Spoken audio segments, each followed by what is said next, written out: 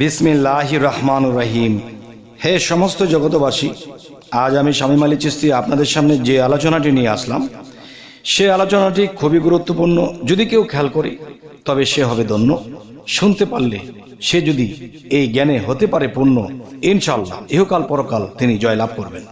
আজকের আলোচনাটি হবে কি, যে দেখুন, এই পৃথিবীতে যেমন মানুষ বহু জাতের আছে, কালো আছে, সাদা আছে, শ্যামলা আছে। তবে এক একটা মানুষের এক এক রকম চেহারা, এক এক রকম কালার, এবং কারো কণ্ঠের সাথে কারো কণ্ঠের মিল নেই, কারো শরীরের গঠনের সাথে মিল নেই, কারো চেহারার সাথে চেহারা মিল নেই। তাহলে এখানে বিষয়টা কি, যে আল্লাহ কি বলেছে, যে দেখো এই পৃথিবীতে আমি মানুষ সৃষ্টি করিয়াছি, আর সেই মানুষ সৃষ্টি করার আগে আমি একটা জিনিস সৃষ্টি করেছি। সেটা কি? ডাইস। আমার ডাইস, আল্লাহ বলতেছে যে আমার যে ডাইস আছে, এক একটা ডাইস এক এক রকম। যদি একই ডাইসের মধ্যে আমাদেরকে বানাতো, তাহলে একই রকম চেহারা, একই রকম পছন্দ, একই রকম কালার, একই রকম তার কণ্ঠস্বর, শরীরের গঠন এরকম হতো।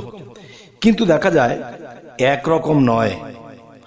তাহলে একটা জিনিস দেখেন, যদি আল্লাহ চাইতো পৃথিবীর সমস্ত মানুষকে একই রকম, একই কালার, একই কণ্ঠস্বর দিয়ে বানাতো, তাহলে প্যাঁচ লেগে যেত। প্যাঁচটা কি জানেন? আল্লাহ কিন্তু বলেছে আমি এক। আল্লাহ যদি বলে থাকে এক, তাহলে একজন মানুষ যদি কামিয়াব লাভ করতে পারে, সে জ্ঞানের জোরে সেও বলতে পারবে, হে আল্লাহ, তুমি যদি এক হও তাহলে আমিও এক। তুমি এক কি করে? তাহলে এই পৃথিবী জুড়ে, এই পৃথিবী ঘুরে আমার মতো হুবহু একটা মানুষ এনে দেও, আমি দেখি। তখন আল্লাহ বলবে যে না, আমি তোমার মতো কাউকে বানাইনি। এই পৃথিবীর সমস্ত মানুষই আলাদা আলাদা, সমস্ত কিছু আলাদা স্যাম্পল। তবে হে সমস্ত জগৎবাসী, আলাদা হওয়ার কারণ কি? আল্লাহ বলতেছে আমি এক। হে জগৎবাসী, তোরা দেখ, যে আল্লাহ যদি বলে থাকে এক, তাহলে একজন বান্দা যখন কামিয়াব লাভ করবে, তখন সেও বলতে পারবে আমি এক। কিভাবে এক? যে এই পৃথিবীতে কোনো মানুষের চেহারার সাথে কোনো মানুষের মিল নেই। আচ্ছা, আমি বিজ্ঞানের দিকে এসে একটা কথা আমি আপনাদেরকে বলবো। সেটা হলো, দেখেন যে এই বাংলাদেশের মধ্যে যে ফোন নাম্বারগুলো আছে, এক এক কোম্পানি খুলুক, কিন্তু কারো নাম্বারের সাথে কিন্তু কারো নাম্বারের মিল নেই। যেমন 71, কারোটা 8018, কারোটা 016। কিন্তু এখানে মূল বিষয়টা হলো কি, যদি একই নাম্বার হতো তাহলে একজনে ফোন দিলে সকলের কাছে চলে যেত, আর নাম্বার ভিন্ন ভিন্ন হতো, যার ফলে যার কাছে ফোন দেওয়া হয় ওই নাম্বারে তার কাছেই যায়। তাহলে আজকের যে মূলত কথাটি, আল্লাহ মানুষকে স্বপ্ন দেখায়, স্বপ্নে ইঙ্গিত করে যে একজন মানুষ সামনে বিপদ আপদ হতে পারে। আল্লাহ একটা আগাম স্বপ্নের মধ্যে তাকে জানিয়ে দিল। এখন সবই যদি এক হতো, তাহলে আল্লাহ যখন স্বপ্নটা ছাড়তো, তখন কিন্তু প্রত্যেকটা মানুষে একই স্বপ্ন দেখতো। তার মানে আমি যে একটা মানব দেহ নিয়ে একটা মোবাইল সেট হয়েছে, আর এটার মধ্যে যে আমার আত্মার সাথে লিঙ্ক করা হয়েছে, সেটা কিন্তু আলাদা। আলাদা কেমন? মানুষের ভিতরে মানুষ, তার ভিতরে সাই।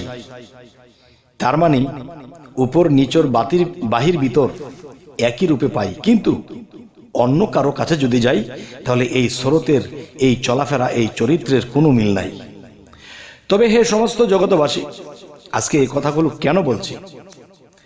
দেখেন, যদি হযরত মুহাম্মদ সাল্লাল্লাহু আলাইহি সাল্লামকে আল্লাহ বলে থাকে কুল হু আল্লাহু আহাদ, আল্লাহ বলতেছে আমি এক, আমার দ্বিতীয় নেই, তখন মুহাম্মদ সাল্লাল্লাহু আলাইহি সাল্লাম তিনি বলতেছে, হে আল্লাহ, তুমি যদি এক হও তাহলে আমিও তো এক, তুমি কি করে এক?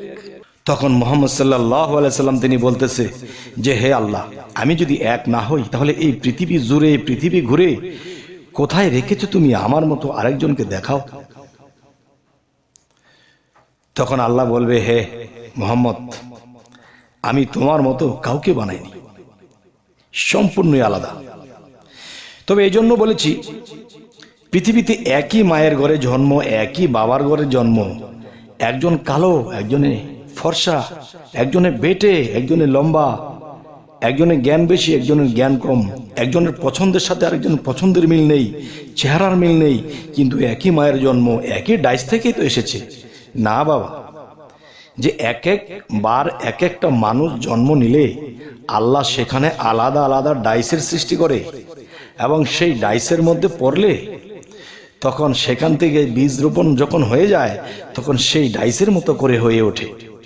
দেখবেন একটা জিনিস, আপনি যদি একটা কুমড়া বা একটা পেঁপে, এটার মধ্যে একটা মক্খা বা ছিদ্র ছিদ্র করে একটা কিছু দিয়ে রাখবেন ভিতরে, দেখবেন ওটা যখন বড় হবে তখন ওইটার সাইজ হবে।